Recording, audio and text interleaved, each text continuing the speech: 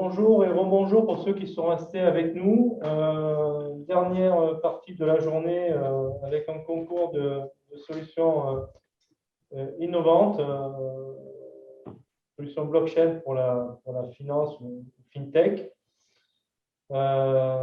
Connecté sur le Zoom en jury avec nous Armand Cyril du pôle finance et innovation et Christophe Gauthier, fondateur de la société French ICO. Je vais peut-être vous demander un petit mot rapide, Cyril et Christophe, pour votre retour sur les solutions qui, pour vous, peuvent être intéressantes pour le monde de la finance, des fintechs autour de la blockchain. Est-ce que vous pouvez nous faire un petit mot sur les solutions que vous aimeriez voir? Oui, je vais commencer effectivement. Alors, c'est vrai qu'en finance, sur la blockchain, il y a un focus très, très important sur les cryptos, hein. C'est un peu le sujet un peu à la mode. Donc, évidemment, c'est des sujets qui nous intéressent, notamment en termes de stratégie de trading. Donc, bon, on voit beaucoup, beaucoup de solutions à ce sujet. Mais on est également intéressé, voilà, de façon générale, chez Finance Innovation, sur des solutions aussi qui peuvent apporter, je vais dire, un aspect collaboratif. Donc, c'est très, très important, en plus de tout ce qui existe aujourd'hui, hein, sur sur la traçabilité, sur la mise en relation. Euh, L'idée pour nous, c'est vraiment qu'on puisse avoir des solutions qui soient scalables, qui soient industrialisables et qu'on puisse vraiment appliquer au secteur financier avec des use cases en fait très précis et qui nous permettent justement voilà, d'apporter une réelle valeur ajoutée. C'est vrai qu'autour de la blockchain, il y a eu beaucoup d'effets d'annonce, il y a eu un petit buzz sur pléthore de solutions. La blockchain n'est pas utilisable pour tout, hein. Il y a des solutions qui marchent très bien sans blockchain. Donc voilà, nous, on est particulièrement intéressés par ces solutions qui apporteront effectivement ce côté collaboratif, c'est important, et puis qui répondront effectivement aux use cases de nos banques, de nos assureurs, de nos structures de gestion d'actifs, dans la manière d'intermédier, dans la manière de sécuriser, c'est important, la valeur ajoutée recherchée par nos membres. Merci Cyril. Christophe, vous qui avez l'habitude d'accompagner des startups dans leur ICO, quelles sont pour vous les clés pour Alors, ouais, du coup, c'est pas tout à fait la même question. Quelles sont les clés pour qu'un projet soit oui.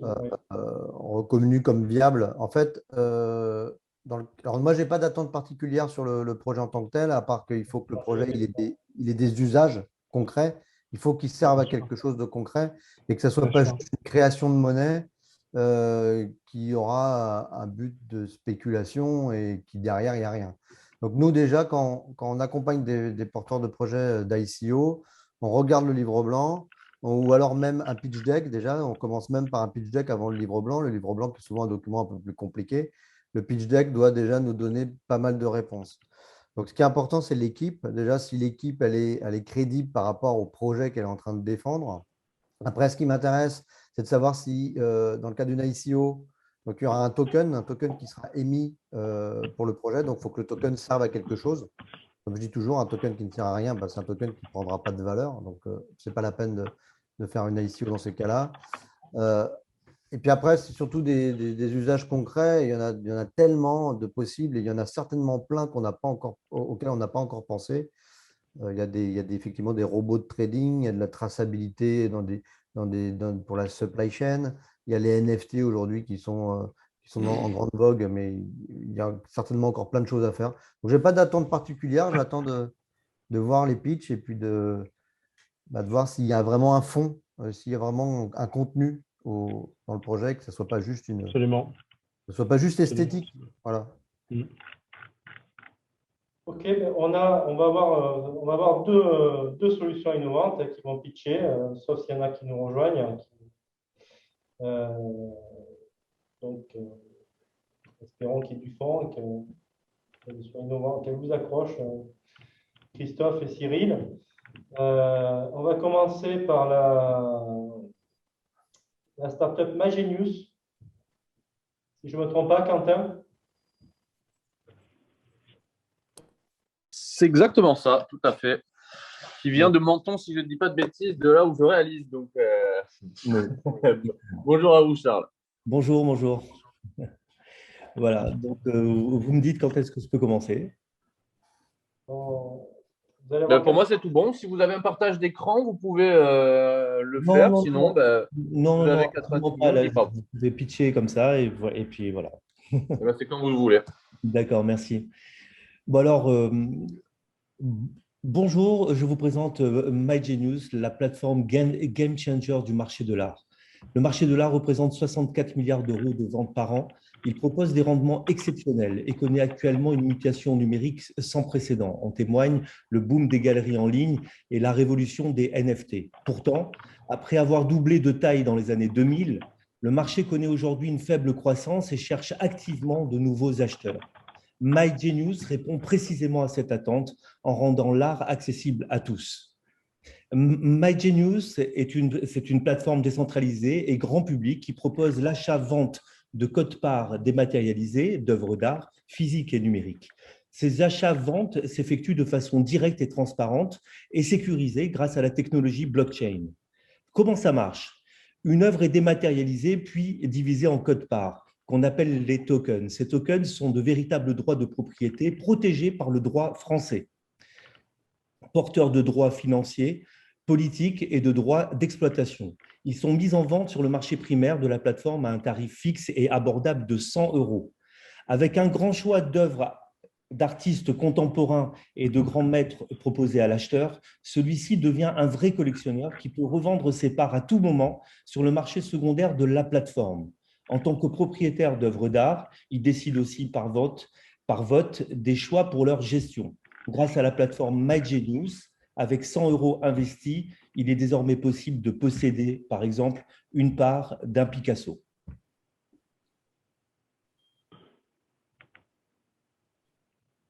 Bien. On peut poser des questions? Bien sûr, bien sûr. Ouais. Bien sûr. Et aujourd'hui, est-ce que vous avez déjà un MVP? Oui. Oui. Oui, un peu exactement. On a le MVP, donc là, on peut mettre en place vraiment un peu une proof of concept, un peu réellement, prouver un peu ce que l'on dit. On a développé ça avec notre CTO. On a encadré aussi le projet juridiquement par rapport au droit français. On est nous, issus du monde de l'art. Hein. Donc, on n'est pas issus vraiment un peu de la blockchain. On a mis un an et demi de travail acharné pour répondre et comprendre un petit peu les enjeux et ce que ça pouvait nous amener. Et grâce à la blockchain, on s'est aperçu qu'on pouvait faire énormément de choses. Et donc, on a constitué vraiment un pôle de réflexion pour répondre à tous les tenants et les aboutissants d'une plateforme qui pourrait mettre en rapport de manière complètement, comment dire, autonome et décentralisée les vendeurs et les acheteurs dans le monde de l'art. C'est un petit peu le nouveau… on a pensé en fait au nouveau tube de l'art, quelque chose qui serait, comment dire, utile pour les acheteurs, dans le sens que un peu aujourd'hui, le relais de croissance, et si on veut, comment dire, agrandir cette manne en fait d'acheteurs, il faut absolument baisser le ticket d'entrée. Et pour ça, il faut penser vraiment à l'ensemble de choses concernant les vraies œuvres d'art. Hein. Je ne parle pas d'œuvres d'art simplement numériques, comme on a pu voir, qui intéressent vraiment le monde de la cryptosphère. Là, comment dire, on voudrait vraiment atteindre le grand public avec cette offre-là. Du coup, j'ai une question. Ah, pardon. Vas-y. J'ai deux questions. Déjà, quel est votre avantage comparatif par rapport aux offres qui existent? Parce que du coup, avoir cette marketplace, effectivement, ça existe déjà. Donc, comment vous différenciez? Et quel est votre business model, en fait? Oui, alors aujourd'hui, comment dire, un peu ce qui nous différencie absolument, c'est le mode vraiment un peu décentralisé. Bon, ça, un peu, c'est un point, mais sur les œuvres d'art réelles qui seront physiques. Et grâce aux NFT que l'on génère, on a aussi, comment dire, cette autre part qui est de diviser le NFT avec une technologie du ERC20 qui permet, comment dire, de créer des codes parts. Et la grosse différence, c'est que le droit français offre vraiment à tout un chacun de pouvoir réellement être propriétaire d'une part d'œuvre d'art, réellement, couvert par le droit français. Voilà. Donc ça, vraiment, aujourd'hui, on ne l'a pas vu réellement émerger. On a vu, comment dire, des plateformes NFT, mais derrière les NFT, il n'y a pas de droit réellement associé. Or, nous, comment dire, on associe vraiment des droits comme de vrais collectionneurs. Voilà. Et là, on est en train de travailler avec l'administration fiscale pour essayer aussi de donner, comment dire, à ces tokens, justement, une valeur fiscale aussi qui serait liée à la fiscalité de l'art. Voilà. Donc, Oui, ça veut dire qu'avec votre solution, vous avez un vrai droit de jouissance exclusif sur… D'accord, ok. exactement, exactement. Et ça, comment dire, c'est vraiment une nouveauté qui permettra, comment dire, de permettre à chacun de pouvoir dire, je collectionne un peu, comment dire, un Picasso. Et même, là, regardez, comment dire, aujourd'hui, quand on veut, par exemple, miser sur un émergent, comment est-ce qu'on peut faire pour savoir si vraiment cet émergent vaut la peine ou pas? Donc là, aujourd'hui, on va aller dans une galerie d'art, on va essayer de suivre à droite à gauche. Mais un peu, si on veut acheter, comment dire, un émergent, il faut qu'on débourse entre 2 000 et 4 000 euros à peu près. Et donc, aujourd'hui, pour tomber sur vraiment la personne, l'artiste qui va, comment dire, être révélé, c'est vraiment un coup de chance ou alors quelque chose qui va tomber vraiment du ciel. Aujourd'hui, grâce à notre système, on peut, comment dire, miser sur une cinquantaine, une centaine d'émergents et suivre vraiment un peu à travers notre plateforme les cours de chacun et pour essayer de voir et de comprendre quel est le meilleur, voilà, le meilleur artiste, quelle est son évolution, quelle est sa courbe de croissance. Et donc, à partir de là, on pourra, comment dire, ouvrir vraiment un champ de possible à tout un chacun de s'intéresser à l'art. C'est un petit peu ce qui s'est passé avec le foot. Quand avant, voilà, le foot intéressait les supporters de foot, grâce aux jeux en ligne, grâce à tout ça, grâce aux paris en ligne, il y a eu une communauté beaucoup plus large qui s'est intéressée au foot, aux résultats, aux sportifs. Nous, on a la vocation de pouvoir faire exactement la même chose avec l'art, donc avec un côté, comment dire, éducatif qui est beaucoup plus important. Voilà. Bon, après, comment dire, bien sûr, le foot est très, très important aussi. Et vous avez déjà vous avez un besoin de financement? Vous avez besoin de combien pour arriver à Alors, avancer? ouais, alors nous, à l'heure actuelle, on a financé en fonds propres à peu près 100 000 euros. Et on est, comment dire, notre MVP est une version où l'on doit administrer encore seul les données. Et donc, pour passer à la version décentralisée, 100% un peu décentralisée, voilà, là, on a besoin d'un financement, d'un prêt, comment dire, d'un pré-amorçage, d'un pré-seed, on va dire, qui se situe aux alentours de 100 à 150 000 euros. Voilà, en gros. Donc Et avec après, 150, on a besoin un peu d'amorçage. donc avec 150 000 euros de plus, vous avez une plateforme qui est en ligne. Exactement. OK. Ouverte Et là, on ne peut ouverte- rien voir pour l'instant. On ne peut pas Si, voir. si, vous pouvez le voir, bien sûr. Alors, c'est Euh, quel. Je vais regarder, dites-moi. Je peux faire un. Non, non, non, je peux faire un partage Ah, je ne des sais pas de combien vous disposez en fait pour le Ah, prix. ben oui. Donc, Sinon, envoyez-le au moins. Mettez-le dans le chat si vous voulez. Comme oui, ça, écoutez, je vais le mettre dans le chat, comme ça au moins vous pouvez voir. je regarde. C'est dommage parce que ça manque un peu de visuel de la présentation, mais bon. Et oui, oui, ouais, un peu ouais. exactement, mais je l'ai su en fait Oui. réellement que j'avais participé il y a très très peu de temps et donc on n'a pas voulu faire n'importe quoi. Votre Donc, projet, il est plus que pertinent. Nous-mêmes, on est en train de travailler sur une plateforme de NFT qui permet de tokeniser des objets physiques. Donc, je peux vous oui, dire que c'est pertinent. oui, Maintenant, il y en a beaucoup, en fait, qui ont des projets comme ceux-là sur papier. oui, Moi, ce que j'aimerais voir avec cet entretien, c'est de oui. savoir où vous en êtes. Qu'est-ce qui vous différencie des autres? Est-ce que vous êtes en avance? Est-ce que vous avez déjà quelque chose avec lequel on peut jouer? Exactement. Voilà. Si Oui, c'est oui, juste, oui. Bah oui, bah oui. Je vais Et montrer. votre, et votre business model, en fait, comment vous gagnez de l'argent? Qu'est-ce que vous faites avec cette levée? Ok, donc vous montez une plateforme, mais l'équipe, comment elle est structurée? Est-ce que vous pouvez nous donner un peu plus voilà, de De d'éléments matière. détails. voilà, Voilà. sur ça, en Juste fait? là, je partage juste Alors attendez, hein, je vous partage juste le lien Moi, je du voulais quand même Ouais. NFT. souligner que moi, j'étais en contact avec Charles au mois de juin D'accord. et au mois de juillet, parce qu'on a déjà organisé des concours de pitch autour de la blockchain pour Vivatech et le Festival de Cannes. Et c'est vrai qu'il ne s'était pas positionné sur Vivatech et le Festival de Cannes, parce que l'objectif était qu'il soit prêt sur septembre.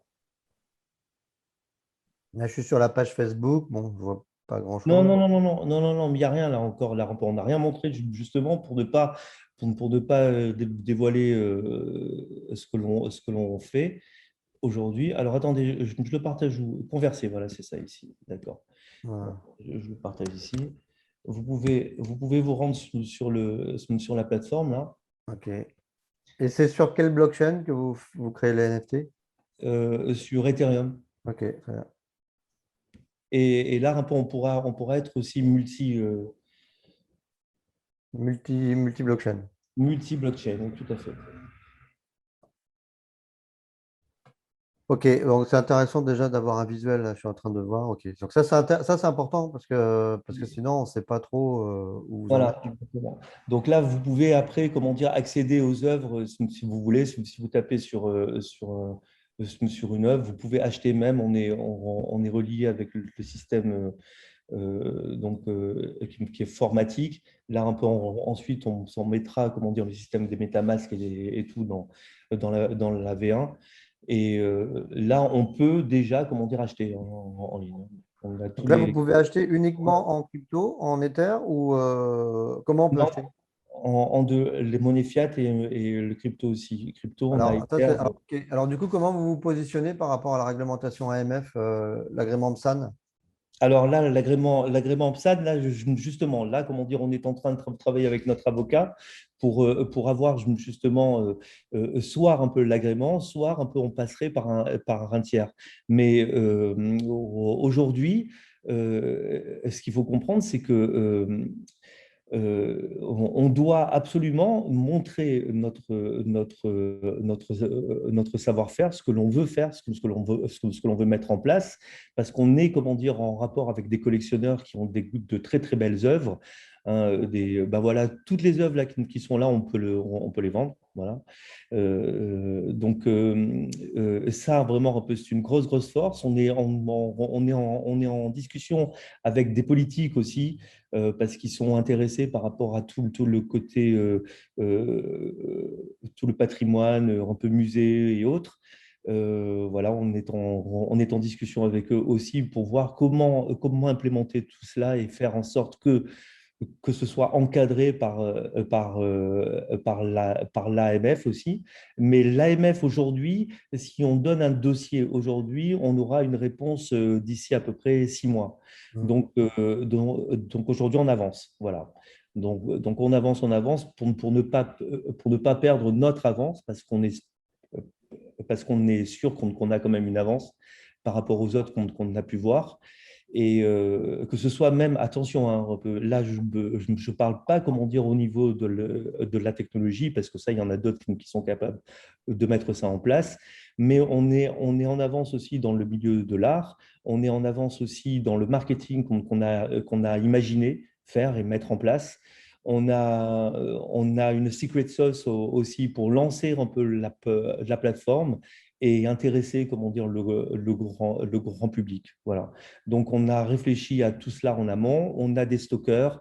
On a travaillé aussi sur le parcours de l'œuvre, sur les garanties qu'on pourrait offrir aussi aux acheteurs.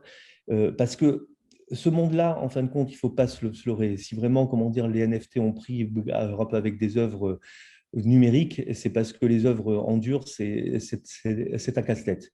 Et ce casse-tête-là, il a fallu un an et demi de travail acharné avec des professionnels, avec des réunions et des réunions et des réunions, pour qu'aujourd'hui, on puisse dire, voilà, on est prêt à lancer un peu le système et avoir vraiment tout le cadre pour que ce soit un game changer. Voilà, excusez-moi. Voilà. Et donc, ça c'est. Alors, notre modèle économique est basé sur deux sources. Il y a les sources, en fait, qui sont liées à notre, comment dire, aux transactions elles-mêmes, où là, on touche un pourcentage. Et donc, ce pourcentage sur le marché primaire et le marché secondaire est de 5%. Là, on est, comment dire, sur des vraies œuvres. Hein. Donc, il y a le parcours de l'œuvre, le transport, tout ce qui est pris en charge aussi, et le stockage, l'assurance, tout ça. Donc, tout cela est bordé hein, déjà. Hein. Voilà. Donc, nous, on Donc, y a… les œuvres physiques, elles sont où? Elles sont, enfin, c'est vous qui êtes propriétaire des œuvres physiques ou… Absolument pas, absolument pas. Alors, nous, comment dire, on a basé ça sur un système qui est très particulier, c'est-à-dire on a, comment dire, un seuil de consolidation. Le seuil de consolidation, c'est-à-dire que vous pouvez miser sur une œuvre sans que votre mise en fait soit retenue encore. Donc elle est mise sur un compte d'attente et quand ça atteint le seuil de consolidation, l'œuvre est consolidée. Donc là, vous recevez comment dire vos tokens, la transaction est faite. Nous, comment dire, on rapatrie l'œuvre et on la stocke. Là, on a des stockeurs sur Monaco. On a d'autres stockeurs en Suisse, on a des stockeurs aussi à Paris. Enfin bref, on a un petit peu des stockeurs partout. Mais on travaille principalement avec un partenaire à Monaco. Voilà. Donc, c'est vous qui… Oui, c'est ça. C'est-à-dire que c'est vous qui achetez l'œuvre et qui le stockez.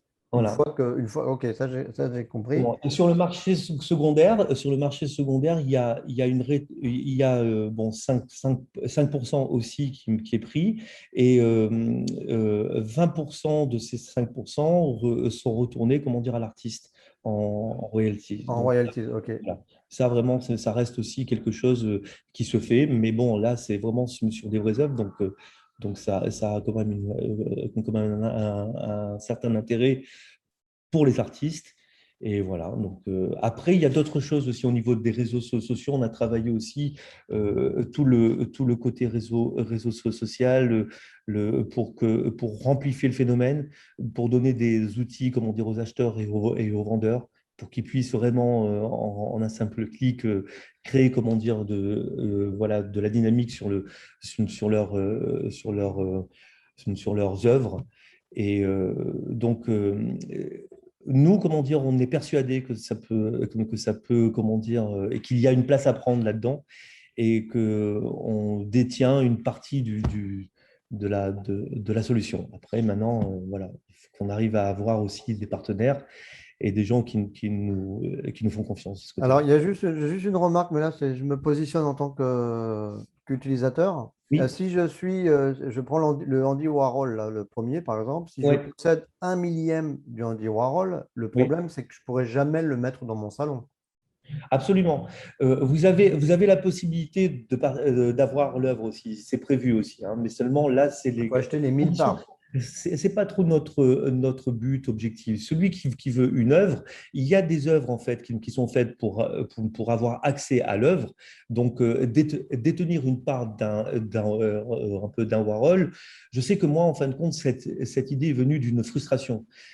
Quand j'étais plus jeune, j'allais dans les galeries d'art à Londres, partout, tout ça, et je me rendais compte que je ne pouvais pas avoir accès à ça.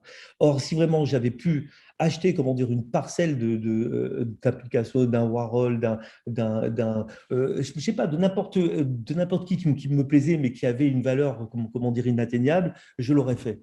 Et ça, en fin de compte, c'est la première partie. Ensuite, il y a le Graal. Le Graal, c'est vraiment quand on rentre vraiment dans ce mode de collectionneur, parce que nous, en fin de compte, on veut créer, comment dire, des collectionneurs 3.0.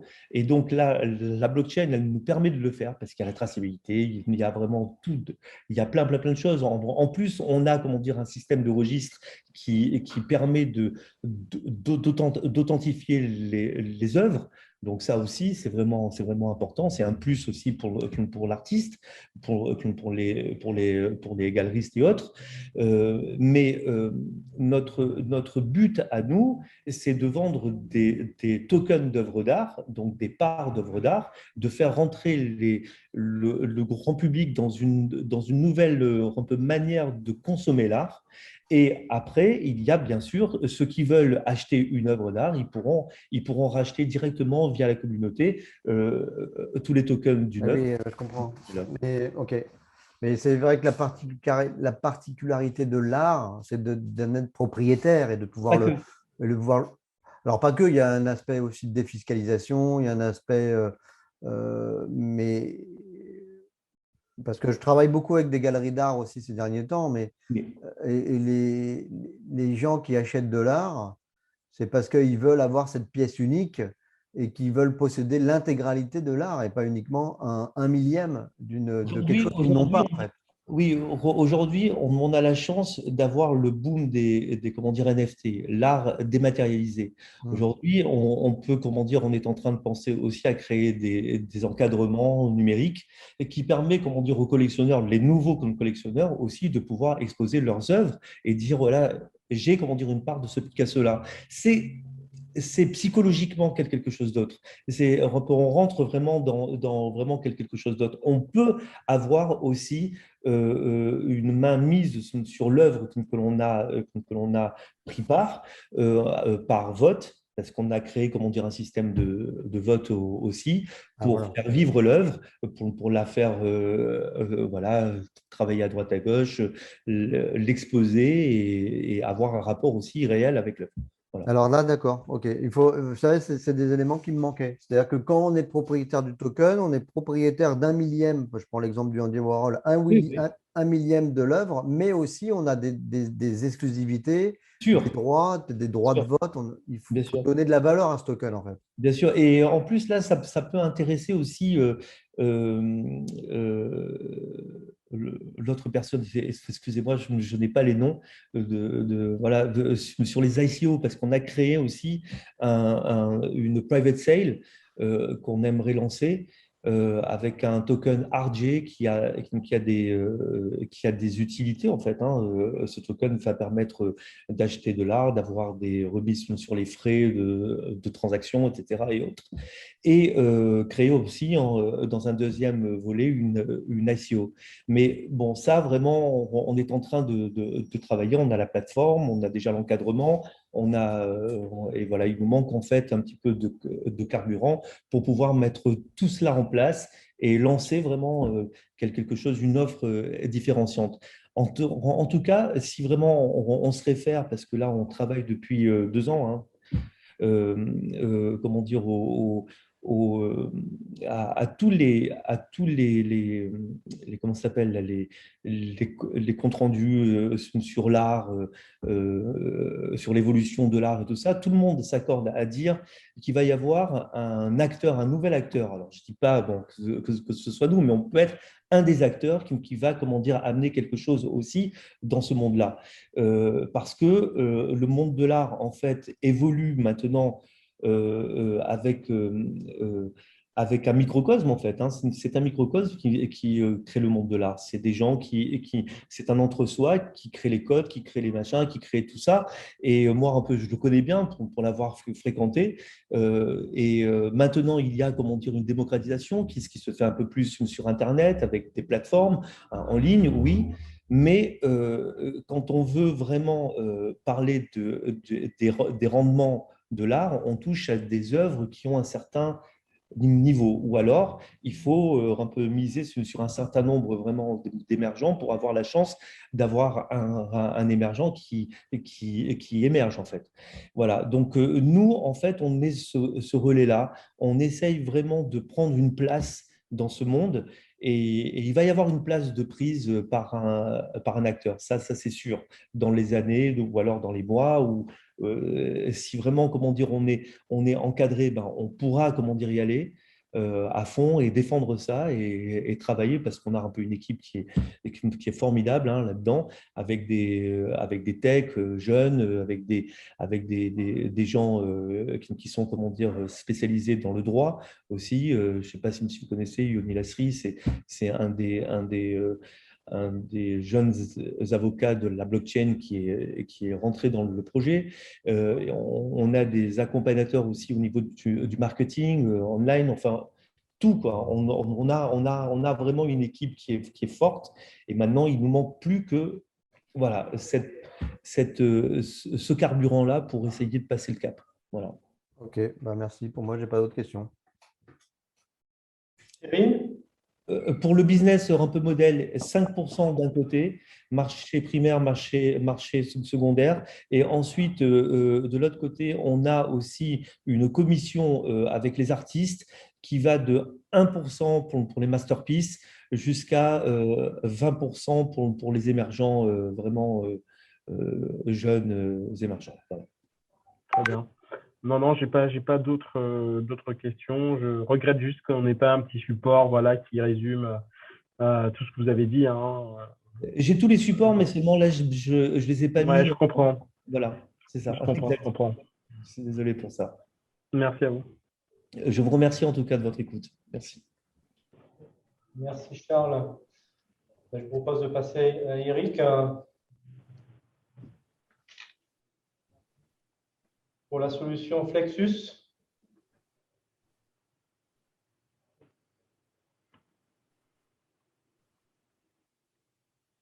Oui, allô? Oui, Oui, bonjour. bonjour. Oui, bonjour à vous. Donc, je suis Eric Nguessan. Et je me fais un plaisir de vous présenter une plateforme qui, pour moi, est censée changer la manière dont, économiquement, nous échangeons des biens et des services. Vous avez un support, Eric? Oui, ça vient. Okay. Partager. Donc, je vais vous montrer un peu ceci. Vous voyez mon écran? Oui. Oui. Vous voyez mon écran, d'accord. Super. Maintenant, comment je fais?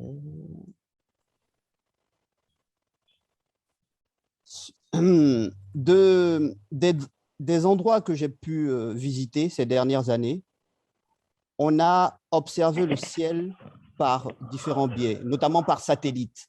Et on a observé une dégradation année en année de notre écosystème. On a des problèmes avec le plastique, on a des problèmes de déforestation et l'économie est encore vue comme une source d'affrontement entre les personnes. On voudrait que cette économie soit une source de collaboration plutôt. Et donc, pour ce faire, on a, depuis 2017, suivi une technologie et on s'est retrouvé en 2017 au premier haut de la technologie Bitcoin. Et donc, nous avons utilisé cette technologie-là pour pouvoir passer à une autre économie en analysant comment les États dépensaient leur argent, comment les populations dépensaient leur argent. Et on leur a proposé une plateforme qui, aujourd'hui, est à l'état de prototype. Et donc, nous sollicitons votre aide pour, comme on dit, on veut scaler. Et donc, c'est pour ce scale-là que nous sommes là aujourd'hui, pour vous présenter cette plateforme-là, qui est, pour moi, un moyen comme un autre d'influer sur l'économie. Et tout le monde sait que l'économie est facteur de rapprochement entre les peuples ou facteur de division. Et donc, pour ne pas rester que dans la théorie, on a utilisé la technologie blockchain pour arriver à construire le premier moteur de recherche sur des preuves de confiance. par rapport à tout ce qui peut se faire aujourd'hui, à partir du moment où vous avez une preuve de confiance, elle est consignée dans Made in My Nation, qui est un moteur de recherche de preuve de confiance. Donc, vous pouvez comparer Made in My Nation à Google. Ce moteur de recherche est couplé à une plateforme d'applications décentralisées.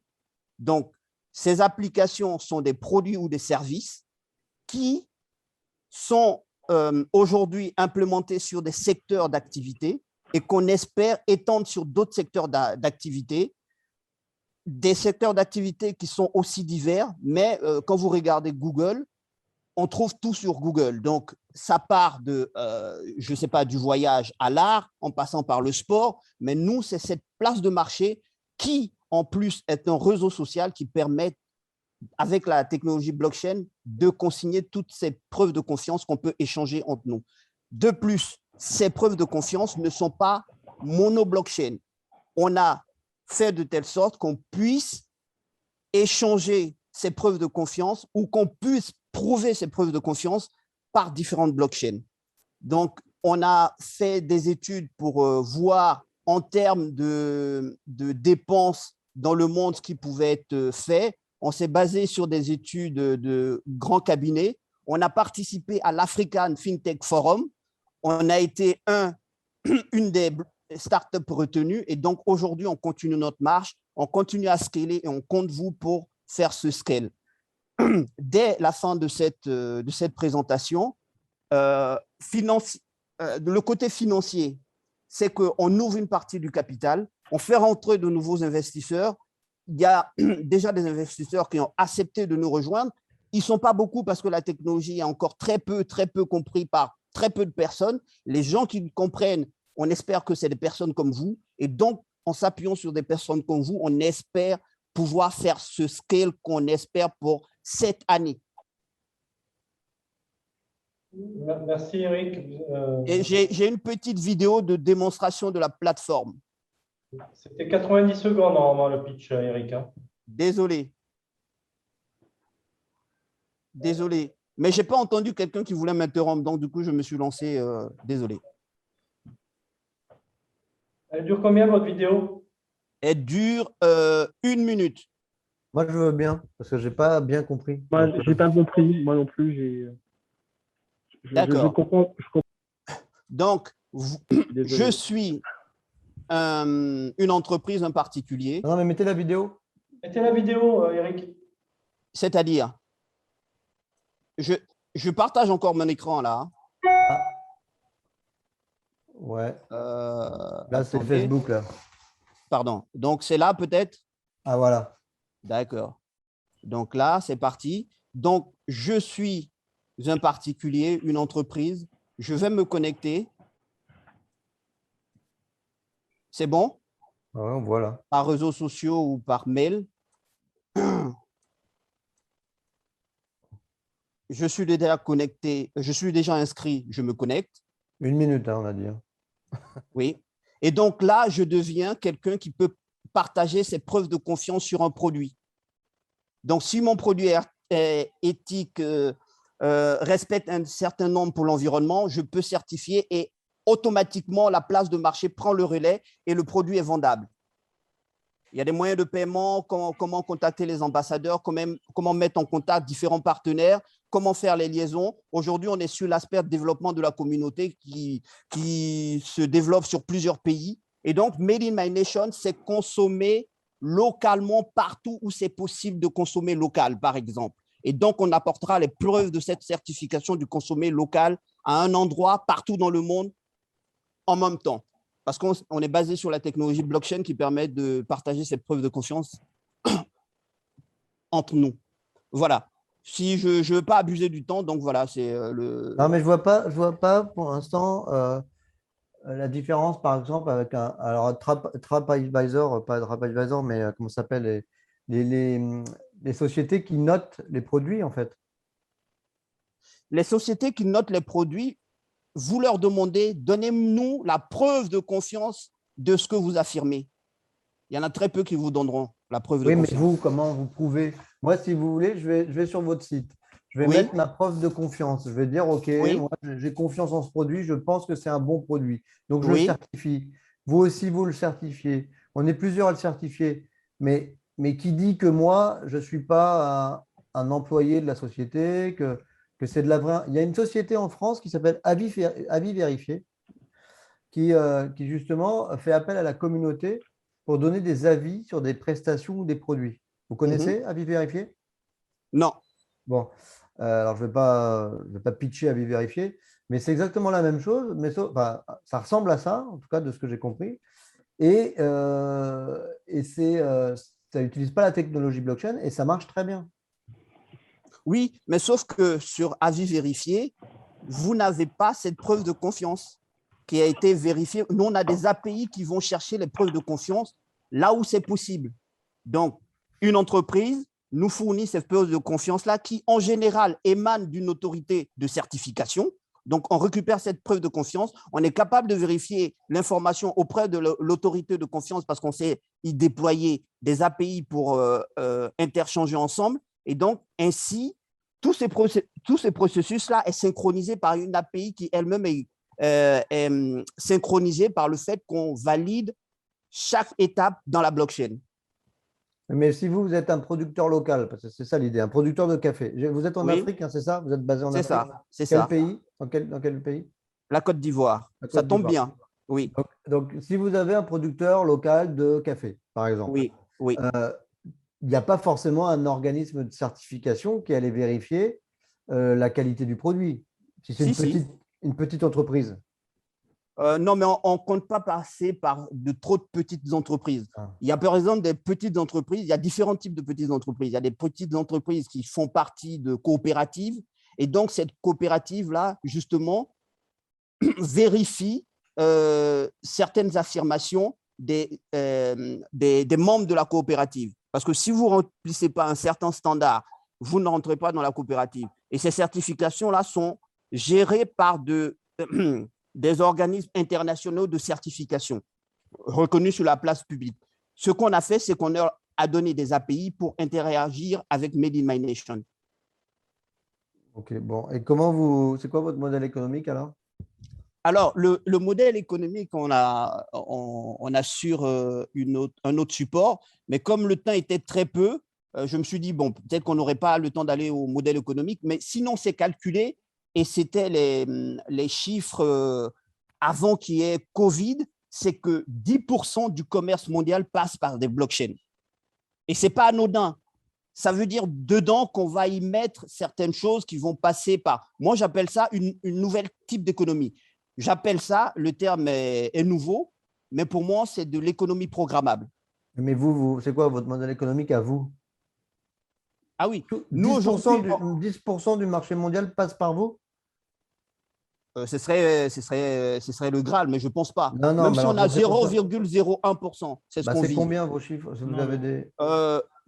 Les chiffres, on est aujourd'hui à 20% du capital qu'on veut proposer. Et 20% du capital, ça représente à peu près 100 000 euros. C'est quoi 100 000 euros? C'est votre 100 000 euros, mais pour faire quoi? Enfin, comment vous gagnez de l'argent? 100 000 euros pour faire quoi? Pour mettre en place le modèle économique. Ouais. Aujourd'hui, pour gagner de l'argent, il y aura, par exemple, comme je disais, à la fin de cette séance-là, d'ici la fin du mois, on commence à faire la distribution des premiers tokens qu'on va donner gratuitement.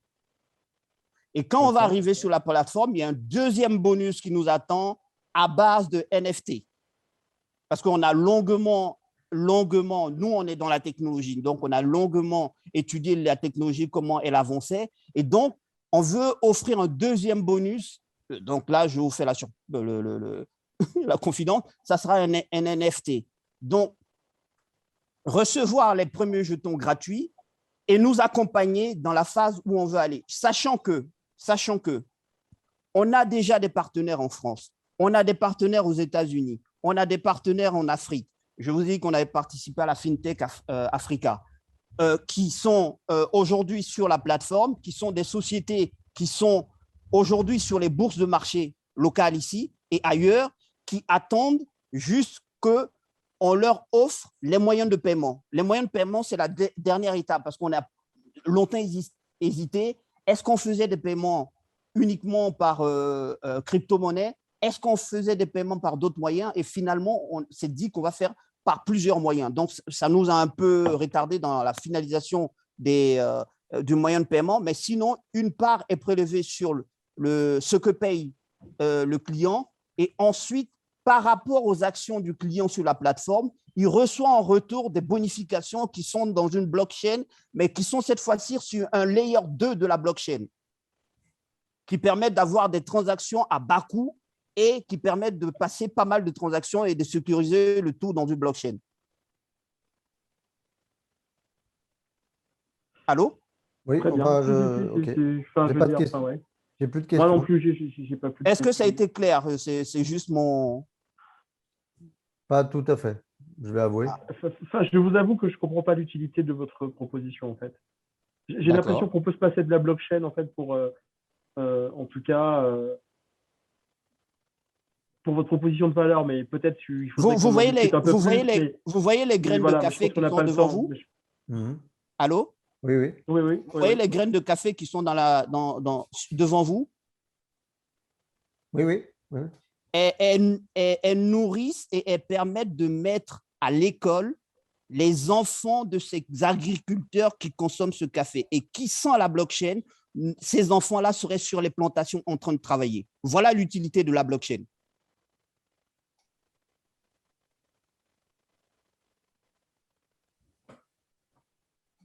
Allô?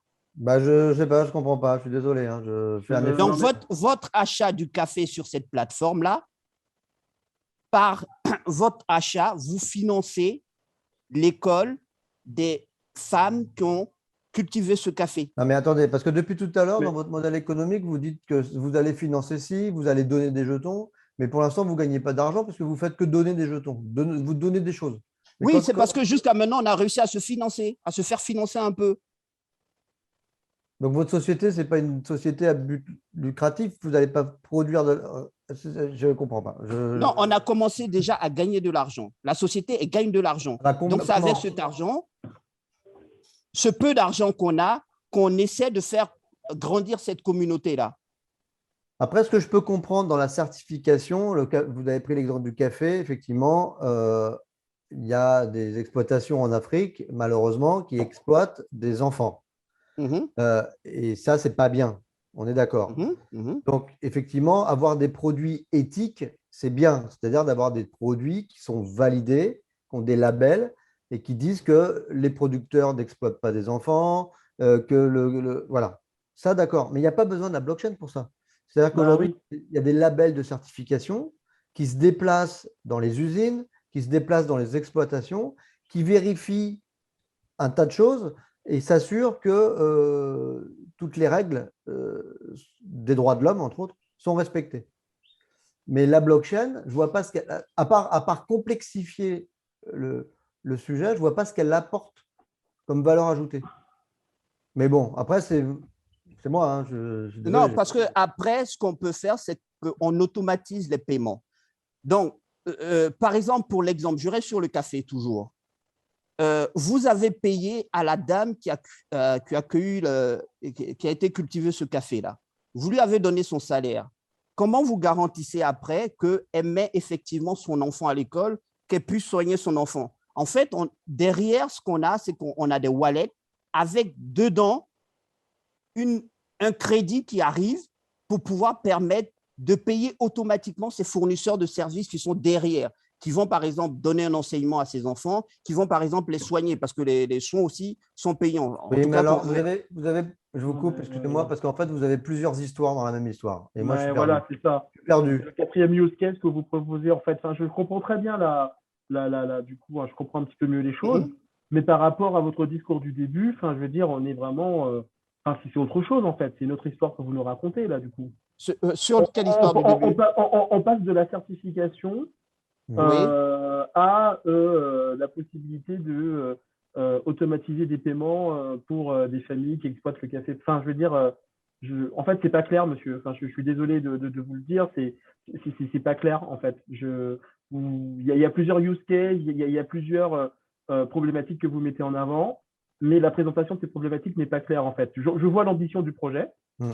qui est très bien, mais en fait, en termes de business, en fait, on ne sait pas comment vous gagnez de l'argent, on ne sait pas combien, on ne sait pas pourquoi, comment, qu'est-ce qui est distribué. Vous parlez de NFT. Enfin, en plus, moi, je suis un profane dans la blockchain. Je connais la blockchain un peu vraiment comme un enfant de 5 ans. J'exagère. Mais du coup, en fait, c'est absolument pas clair. En fait, pour un investisseur, demain, vous rencontrez un investisseur, vous l'avez perdu déjà dans la minute sur laquelle vous avez présenté votre projet. Et je le dis pas méchamment, en fait, monsieur. C'est pour vraiment parce que moi, ça m'intéresse, en fait, ces projets. On est là aussi pour vous soutenir, en fait. Hein.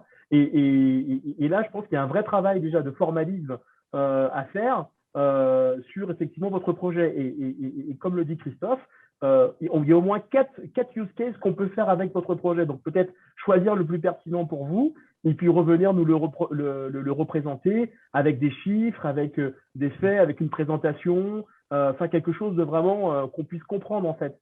Parce que je vous avoue que j'ai dû prendre 20 minutes pour comprendre ce que vous faites en fait. Et du coup, c'est un très mauvais signal en fait. Donc je préfère vous le dire et partager et être direct et franc parce qu'on est là pour travailler ensemble, mais c'est absolument pas clair en fait. C'est absolument pas clair. Ah, donc, Eric, effectivement, vous avez un travail à faire pour mieux présenter votre projet, mieux le synthétiser et comment faire apparaître votre business model. On peut vous aider sur ce point, Eric. Hein, je veux dire, enfin voilà, on peut continuer les conversations, mais du coup, enfin voilà, pour ma part, je suis totalement perdu. Je suis totalement perdu. D'accord. Au-delà de la conversation, moi, ce que j'aimerais qu'on continue, c'est est-ce que vous acceptez d'être bêta-testeur? Il faut déjà savoir ce que je… Tant que je n'ai pas compris, je ne peux pas être bêta-testeur, en fait, Eric. Enfin, je suis désolé. Non, vous allez… Christophe, ce que tu en penses, mais enfin, je veux dire… Vous savez utiliser un wallet. Non, mais Eric, c'est pas la cible, c'est pas la cible des personnes qui sont là justement pour… Non, je suis juste en train de vous… je suis juste en train de vous dire les fonctionnalités qui existent déjà. Déjà, on peut envoyer un certain nombre de preuves. Je peux vous envoyer la preuve de certaines choses que j'affirme, parce que c'est dans la blockchain et vous irez vérifier, comme je vous ai dit. Merci, Eric. D'accord, OK. Je vous en prie.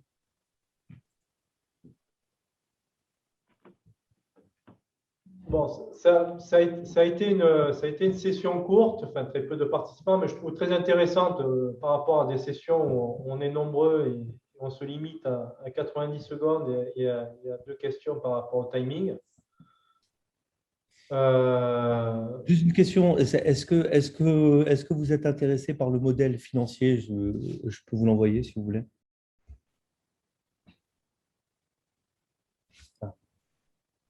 Oui. Enfin, moi, je suis intéressé, Charles, par un document qui présente vraiment les tenants aboutissants, votre marché, votre équipe, le business model. Vous avez besoin d'argent pour faire quoi? Comment? Quelle est la scalabilité? Enfin, je veux dire quelque chose, voilà, qui a une vision d'ensemble.